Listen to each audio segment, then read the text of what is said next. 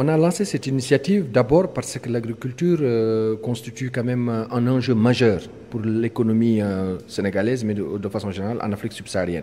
L'agriculture est le moteur du développement, a-t-on l'habitude de dire, mais en même temps, aujourd'hui, sur les questions d'emploi, on sait que l'agriculture occupe 65% des actifs au Sénégal. Deuxièmement, l'agriculture mobilise plus de la moitié de la population sénégalaise, et donc pour toutes ces raisons, et puis aussi par rapport aux fonctions de l'agriculture. Donc toutes ces fonctions font que l'agriculture est stratégique et incontournable. Et comme le contexte électoral est un contexte de débat, de propositions et d'échanges entre les différents acteurs, nous avons pensé que le moment est opportun pour justement organiser ce débat.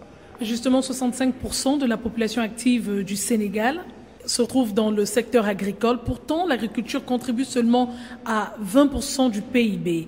Quelle action concrète attendez-vous du prochain président de la République? Oui, vous avez raison, d'autant plus que même cette contribution a baissé, parce que l'agriculture stricto sensu, autour de 10-12%, ça montre effectivement que ça a encore baissé.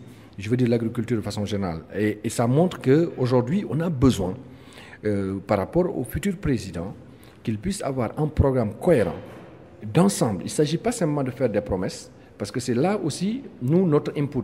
C'est-à-dire que ce qu'on apporte dans ce débat, c'est de montrer qu'on ne doit pas se permettre de prendre faire n'importe quelle proposition. Il faut que les propositions soient réalistes.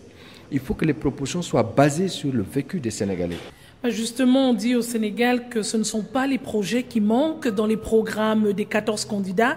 On trouve de très bons programmes pour le secteur agricole et pour le monde rural, mais seulement on a le sentiment aujourd'hui qu'on ne retrouve pas au niveau de la société civile ou au niveau de tout ce qu'il y a comme acteurs politiques des mesures contraignantes. Vous avez parfaitement raison, madame, parce qu'en fait, c'est partant de ce constat qu'on s'est dit que nous, on a essayé de mettre en place une petite coalition entre la société civile, avec le CONGAD, les organisations paysannes, le CNCR, et le secteur de la recherche, et qui fournit un certain nombre de propositions. On s'est dit, on se met ensemble, mais aussi on essaie de suivre ensemble les recommandations et les propositions des candidats. Demain, celui d'entre eux qui sera élu, on lui dira, vous vous étiez engagé à ça. Et c'est vous qui aviez dit ça et ça et ça. Comment? Et maintenant, la société civile va être un peu les garants de l'application de ces engagements.